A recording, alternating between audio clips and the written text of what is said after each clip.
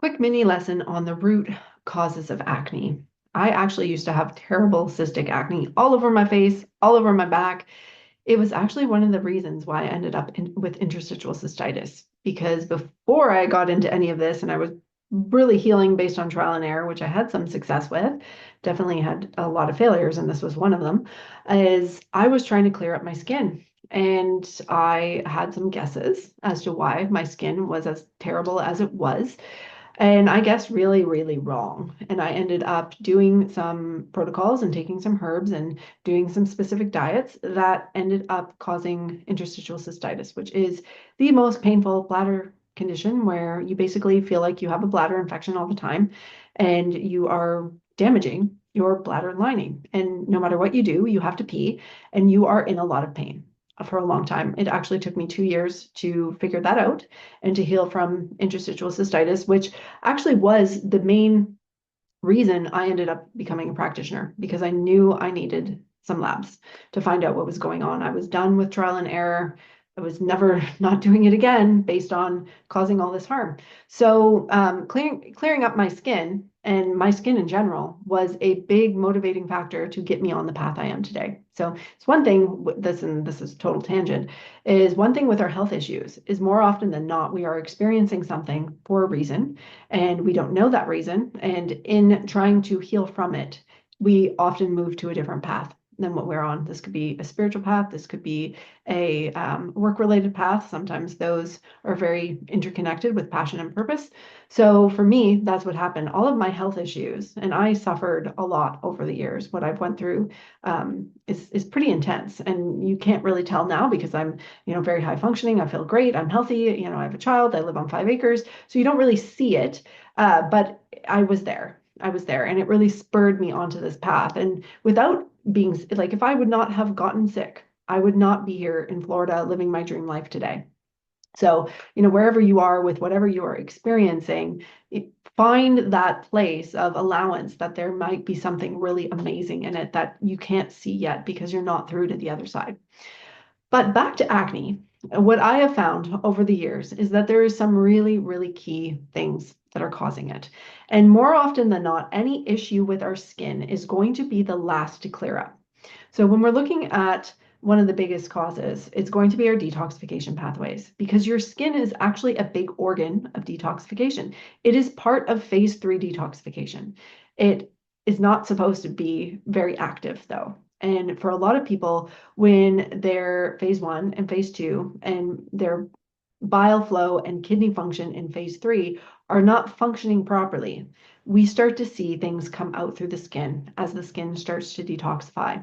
And when it does that, that creates a big imbalance in the natural flora on our skin. And that can lead to acne happening, all sorts of skin issues happening, but acne is what we're talking about today. So the number one issue that you need to focus on is not your gut. It's actually your detox pathways. And I can't stress it enough. Don't go and jump to trying to clear up your gut before you fix your detox pathways, because guess what? All of that, all of those pathogens, all that die-off that you liberate, where is it going to go? Right out your skin, and things are going to get joyfully worse. So what we want to do is first start to repair our detox pathways. And we need labs. It's not about taking milk thistle. It's not about taking activated charcoal. It's about specifically running labs and looking at what is phase 1 doing. What are the CYP enzymes doing? Well, what is phase 2 doing? And there's 7 subphases in phase 2. It's very, very complex. You need to see a picture of it, and you're not going to be able to guess on these things. You need the labs. Oats, genetics, full blood panel is going to give you a big picture on every single one of those pathways, even phase 3, even your bile flow, even your kidney function. We're going to see all of that on those foundation labs. So get those labs, very, very important.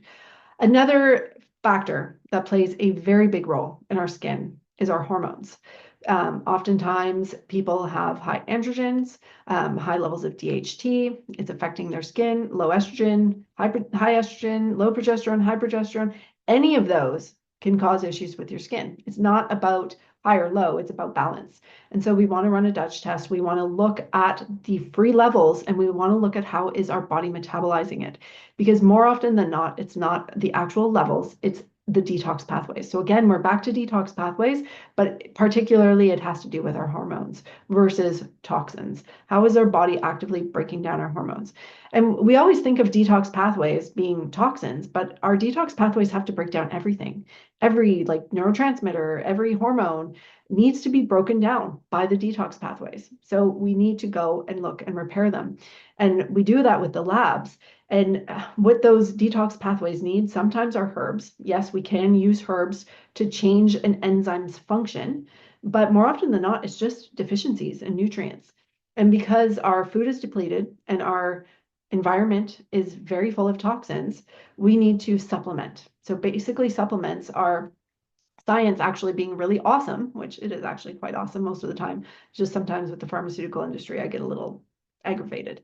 Um, so it's science being awesome and taking our nutrients from food, whether it's vitamins or amino acids or minerals, taking it and putting it in a really nice form that's right for our body and gives us a bunch of different forms to choose from so that when we see our genetics, we can be like, yep, that one, that's the one that my body needs. And we can take it in a high enough amount to start to repair and address the backflow. If you were just going to try to do this from food or herbs on its own, it's not going to work because it's not strong enough. There's just too many toxins. We need to utilize science to now clean up the mess that we've made with these toxins. So detox pathways and hormones, really, really key factors. And it does really break down to deficiencies in the body.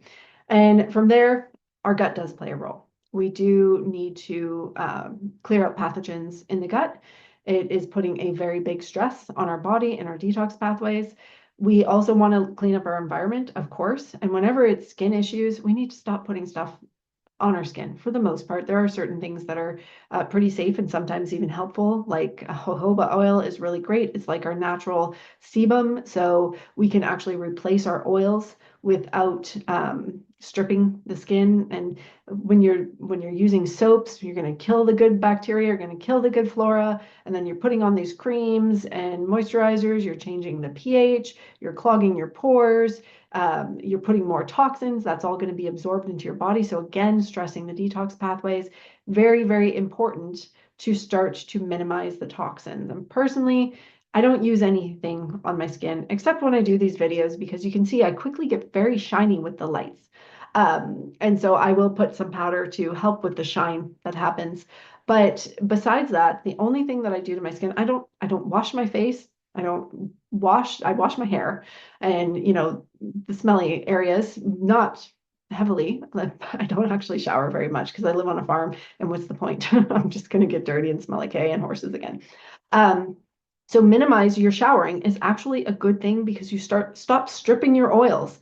And after you strip your oils, your body goes into this rebound effect and gets extra oily. And it just creates this never-ending cycle. So it's so important to stop putting stuff on your skin, stop washing, stop scrubbing, and allow your body to replenish itself. Now, if you've been using a lot of products, you are going to want to wean off of those because if you just stop cold turkey, your skin is going to go crazy. But eventually it will come back into balance. So personally, I will, if I'm washing my face, if I've got like horse poop on my face or something like that, I'm going to use a washcloth with water and scrub everything off. The only thing I use soap on is my hands. It's a natural soap. And I use soap on my hair because I have this crazy, crazy curly hair that clumps into dreadlocks within like 2-3 days of not showering. And I need to undo those dreadlocks. So I do use shampoo and conditioner in my hair. And we have to remember with healing, we don't need to live in a bubble. We don't need to cut out every single toxin. We need to reduce the number of toxins. So there might be 1 or 2 products where you're like, this is sticking around because I love it. For me, my shampoo and conditioner, I've been using it since I'm 11 and that will stick around. But generally, I don't put anything else on my skin after I shower or wash my face. I will use jojoba oil. Something that's really great for dry skin or eczema is going to be beef tallow. But for acne, it's not something that you're going to want to start sticking on your skin. It's just very important to start addressing the internal issues.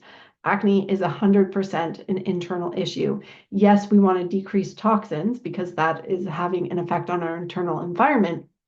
But we also want to realize that it's going to take some work. And like I said before, oftentimes our skin is the last to clear up because it is still actively trying to detoxify the body.